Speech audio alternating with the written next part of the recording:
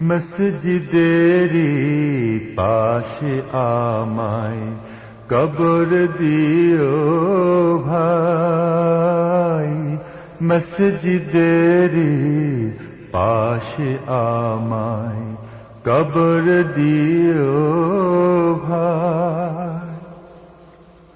আমার গোরের পাশে দিয়ে ভাই নামাজিরা যাবে,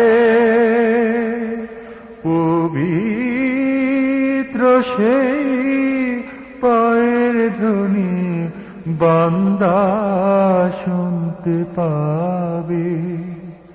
ও রাজা থেকে হে গুনাহগার পাইবে রেহাই, আবার পাইবে রেহাই।